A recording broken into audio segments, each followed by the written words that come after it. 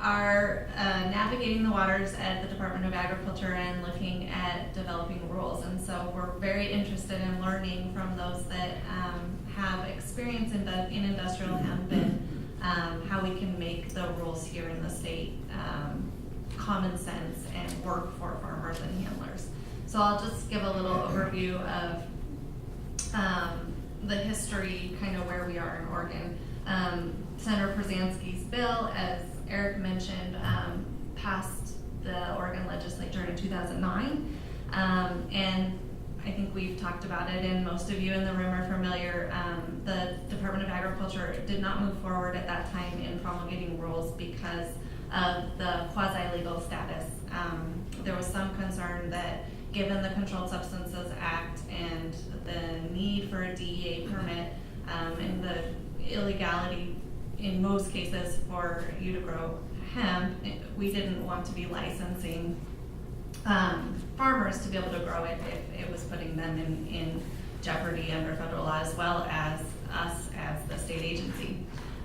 So when the Washington and Colorado electorates passed their legislation last year, we put together an internal team to start looking at if we had medical marijuana. We have medical marijuana in Oregon. If we had marijuana for personal use that would be legalized in Oregon, would that change what we could do? And then we saw the August 29th Department of Justice memo that Congressman mentioned that had how states can move forward and the 8 kind of principles for a robust enforcement system that the Department of Justice would be expecting. And so we've looked at that, and we've been looking at moving forward. And so where we are now is we've kind of developed a rules advisory committee. Like I said, we in any legislation that we do, or not legislation, sorry, in any rulemaking that we do, we always want to make sure that it's gonna be applicable and common sense for the actual producers and handlers. So the Oregon law focuses on licensing and permitting of growers and handlers. I brought a copy of it, but I don't know if most of you have probably seen it. And I can certainly provide copies if you guys need it. But the essential elements of the way the Oregon statute reads is that it asks the Department of Agriculture to license on a 3-year basis growers and handlers of industrial hemp. And so what that means is, obviously growers I think is a self-explanatory piece, but handlers would be the first handler, the person who would be receiving the raw agricultural product and processing it. As the Congressman mentioned, processed hemp products are legal for interstate commerce, and there's not an issue there, but it's the seed going to a processor who can process it for oil that would have to be licensed.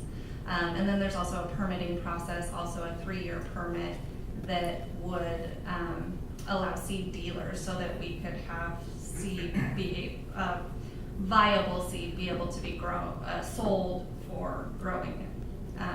Currently under Controlled Substances Act, only sterilized seed, so that you couldn't grow, is allowed to be sold. So that's what the Oregon law focuses on.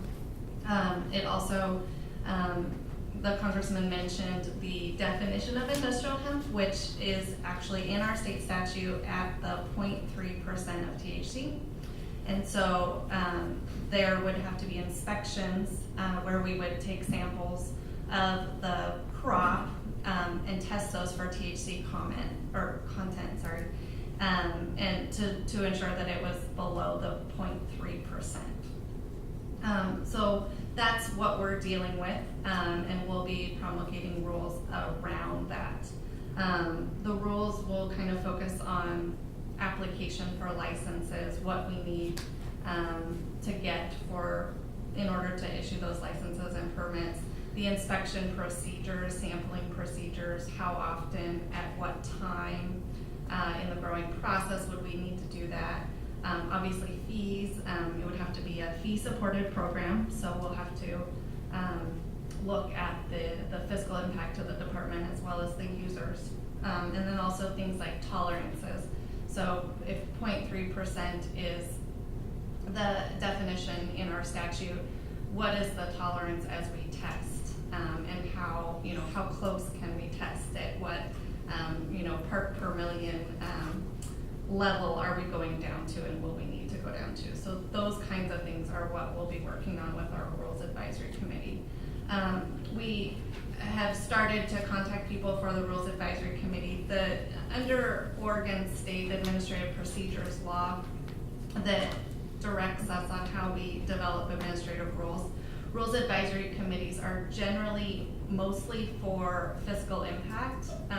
That's what they're supposed to be used for, but we will obviously be using our committee and leaning on them heavily to help in the practical application and the agronomic application. And so we've tried to get a couple of growers, a couple of handlers, the Farm Bureau. We have a representative from Oregon Senator Przansky's office, and OSU. We've asked Russ to be on the panel so that we can have those experts weigh in. And then as we meet with that committee, and we're hoping to do that in early December, then the rules process is such that we would have an open comment period and a hearing, potentially multiple hearings if we feel the need to, but we put out the draft rules and then have an open comment period where we would take comments, review those comments, and see if any changes need to be made before the rule went into effect. So we have said, I think there was an Oregonian article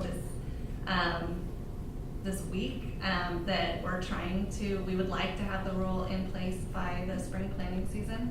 That's a very aggressive timeline, and we'll be working on that. So that's why we're getting started in early December. So we hope to have rules out for comment by their definitely first quarter of next year. I think that's mostly what I have. Oh, sorry, one more thing. This is probably our most important thing. As part of our Rules Advisory Committee, one of the things that we are looking for, so if anyone in this room knows of someone or is somebody who is a fiber handler, a first handler of fiber, we have a couple of representatives on our committee that can do the oil squeezing and handling of the seed, but we don't have anyone at this point that can process the fiber. And we'd certainly like to hear that point of view because there's a lot of fiber, as we know, that'll be produced.